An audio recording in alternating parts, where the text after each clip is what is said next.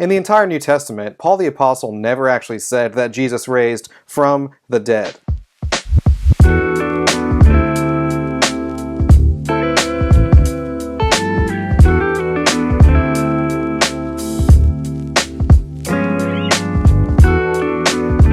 Now, if you're shocked and thinking, surely Paul says that Jesus raised from the dead somewhere in one of his letters, you wouldn't be mistaken. Most English Bibles do say something like Jesus raised from the dead in Paul's letters. But in all actuality, when Paul wrote his letters, he said something different in the original Greek language.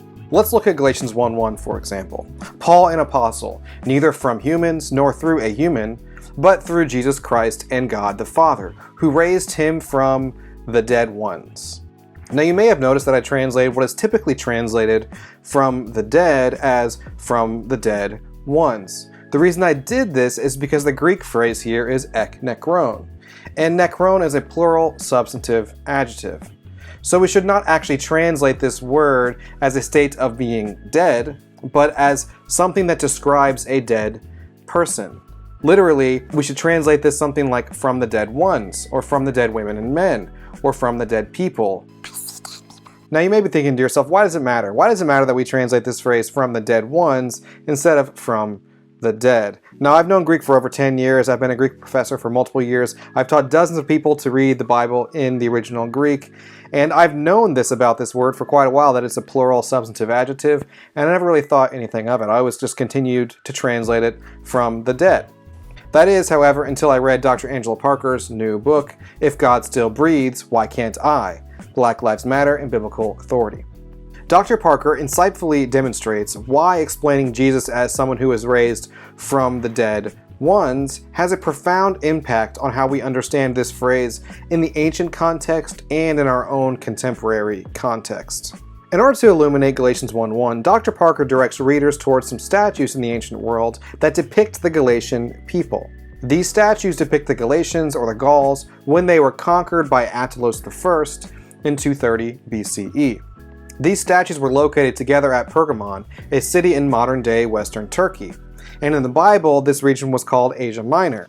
And this is where Galatia and Colossae and Ephesus were all located. These statues were so popular that numerous copies were made throughout history. Some copies were even made for Julius Caesar, the Roman emperor, when he defeated the Galatians in 52 BCE. So these statues were used for centuries to symbolize the defeat and subjugation of the Galatian people. The first statue we're going to look at is called the Kneeling Gaul, or the Kneeling Galatian. And this depicts a soldier surrendering and kneeling before his captors. And I don't know about you, but I think the sculpture captured the look of terror on his face shockingly well. Next is the Dying Galatian, or the Dying Gaul. And this depicts a man at the end of his life, dying as a tragedy of the war with the Attalids. And you can even see he has been pierced in his side and he is bleeding out. He is the prototypical defeated Galatian soldier. Finally, the Galatian suicide depicts a man and a woman on the losing side of the war with the Attalids. And instead of being captured and enslaved, the man tragically decides to kill his wife and himself to be saved from violation, enslavement, oppression, and dishonors of all kinds. These statues are instructive because statues were often tools for propaganda in the ancient world. Statues were used by the powerful to tell stories that supported imperial power. Thus, these statues not only marked the defeat of the Galatians, but they also indicated how the Galatians were expected to act by those in power. Dr. Parker argues that the Dying Galatian and the Galatian suicide serve as a constant reminder to the Galatians that the gods had ordained Galatia's submission. Hopefully you can literally see the Galatian identity now in the ancient world. The Galatians were known as people who had been forced to submit and been conquered by foreign powers. They were either expected to submit or to die. Dr. Parker argues specifically about the Dying Gaul statue. In these contexts, the statue would have likely communicated the idea that the only good Gaul is a dying Gaul.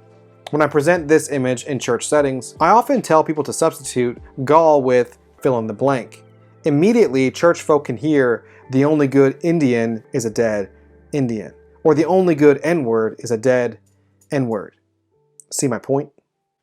Yeah, I definitely see your point, and I hear you loud and clear. In fact, placing these statues in this context of the death and resurrection of Jesus, it makes me wonder if we could see these statues, especially the dying Gaul, as functioning similar to the Roman cross and the crucifixion of Jesus. The Galatians had two options: submit or die. Those who opposed the Roman Empire had two options: submit or die.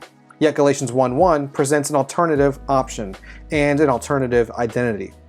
Paul, an apostle, neither from humans nor through a human, but through Jesus Christ and God the Father, who raised him from the dead ones. Dr. Parker argues from the dead ones, or even from the dead men and women, gives a slightly different connotation than from the no longer living.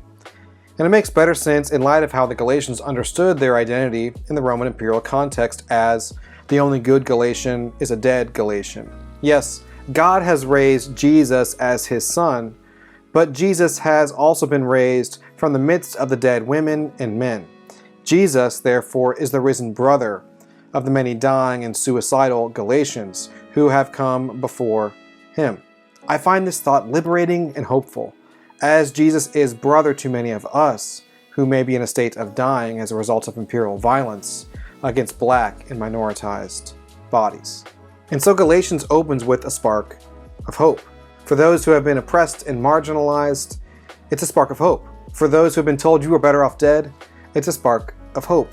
Jesus is a brother to those who have been unjustly murdered and silenced. The resurrection of Jesus offers hope because it reveals that God is on the side of truth and justice, and senseless death will not have the final say.